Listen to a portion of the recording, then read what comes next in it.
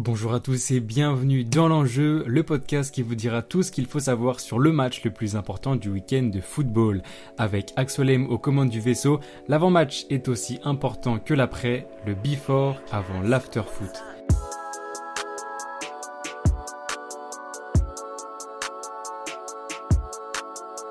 J'espère que vous allez bien, en tout cas moi ça va super après le retour du football le week-end dernier. On a pu voir les premières apparitions des recrues du mercato estival ainsi que les premiers rendez-vous des meilleures équipes européennes. Et ce week-end, on va également avoir les premières journées de la Serie A et de la Bundesliga qui n'avaient pas joué la semaine dernière. Le football revient donc bel et bien à partir de ce vendredi. Mais pour cet épisode, on va rester en Angleterre car la Première Ligue nous réserve encore un grand week-end de football. Ce deuxième rendez-vous de l'enjeu va se consacrer en effet sur un match qui a déjà un air de grande affiche, car samedi à 21h, Manchester City reçoit Newcastle à l'Etihad Stadium. Il y a encore 2 ans, Manchester City-Newcastle, c'était un match plutôt banal qui opposait un prétendant au titre à un club qui lutte pour se maintenir. Aujourd'hui, avec la révolution Newcastle, l'affiche a pris une autre tournure, celle de 2 prétendants au trône de Premier League.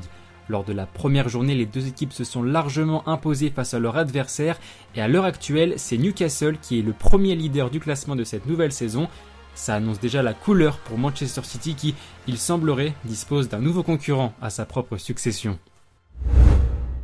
Parlons des Citizens d'ailleurs qui, comme je le disais, ont remporté leur premier match en s'imposant facilement 3-0 à Burnley. Les joueurs de Guardiola n'ont fait aucun cadeau aux promus entraînés par Vincent Kompany, l'ancien de la maison. Erling Haaland a déjà inscrit un doublé pour son premier match, exactement comme la saison dernière. Rodri, qui a inscrit le 3e but et a offert une passe décisive aux Norvégiens, a aussi parfaitement lancé sa saison. L'Espagnol, qui s'impose aujourd'hui comme l'un des meilleurs milieux de la planète, a néanmoins vu son acolyte Kevin De Bruyne sortir sur blessure après 20 minutes. Le Belge souffre d'un problème à la cuisse, la même qu'il avait contraint de céder sa place lors de la finale de la Ligue des Champions remportée en mai dernier. Selon son club, De Bruyne sera absent pour plusieurs mois. Une vraie mauvaise nouvelle donc pour City qui, avant de battre Burnley, s'était incliné contre Arsenal lors du Community Shield. En effet, les Citizens ont été victimes des tirs au but après que Trossard ait égalisé pour les Gunners dans le temps additionnel. Ces mêmes tirs au but, les Sky Blues les ont remportés cette semaine lors de la finale de la Supercoupe de l'UEFA. En effet, City a disposé du FC Séville, le grand vainqueur de l'Europa League la saison dernière, et ajoute ainsi un nouveau trophée dans son armoire. Pour cette nouvelle saison de Premier League, Manchester City reste toujours le grand favori de sa propre succession. Je rappelle que les Citizens ont remporté 5 des 6 derniers titres de champion, et cette saison, les Sky Blues n'ont pas connu beaucoup de changements dans l'effectif. Riyad Mahrez a rejoint l'Arabie Saoudite, tandis qu'Ilkay Gundogan est parti au FC Barcelone. Côté arrivée, seuls 2 joueurs ont rejoint le navire, Mateo Kovacic, arrivé en provenance de Chelsea pour pallier le départ de Gundogan, et surtout l'arrivée de Gvardiol qui a quitté le RB Leipzig pour 90 millions d'euros et qui est devenu le défenseur le plus cher de l'histoire du football. Bref, 2 gros départs et 2 belles arrivées, en attendant peut-être celle de Lucas Paqueta de West Ham. Les Sky Blues seront même prêts à débourser plus de 100 millions d'euros pour le Brésilien. Affaire à suivre donc à un peu plus de 2 semaines de la fin du mercato. Côté Newcastle, maintenant on a aussi connu un été plutôt calme. Seul Alan Saint-Maximin est parti du côté de l'Arabie Saoudite et c'est pas étonnant quand on sait à quel point Newcastle prend de l'ampleur en ce moment avec des joueurs qui étaient déjà présents la saison dernière. Côté arrivée, Harvey Barnes a rejoint le navire en provenance de Leicester, tout juste relégué en Championship.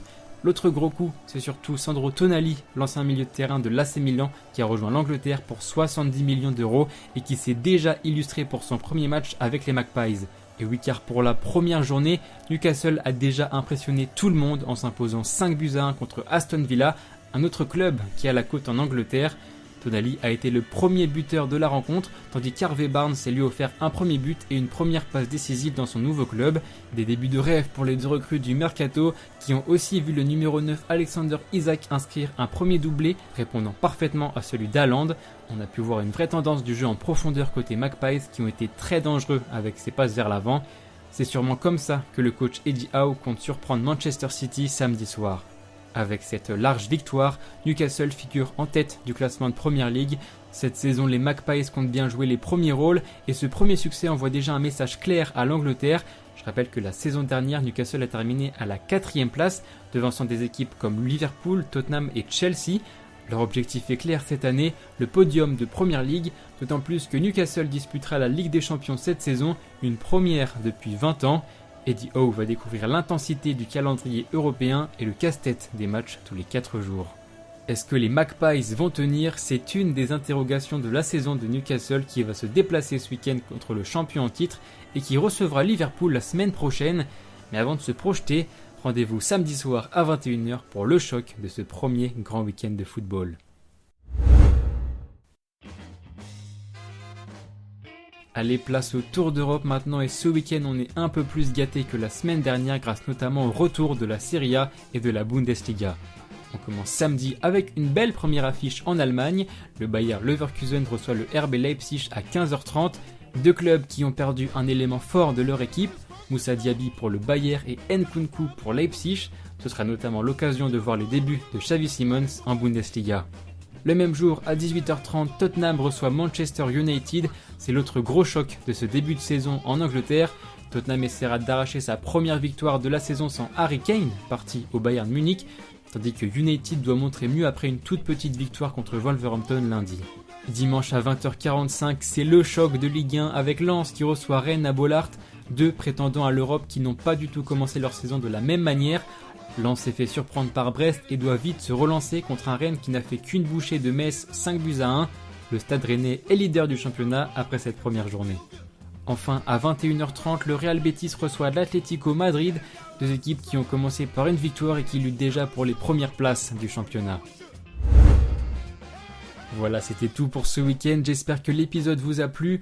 Nous on se retrouve dès la semaine prochaine avec un podcast consacré à un autre championnat que la Premier League cette fois. D'ici là, portez-vous bien, c'était Axolem, ciao.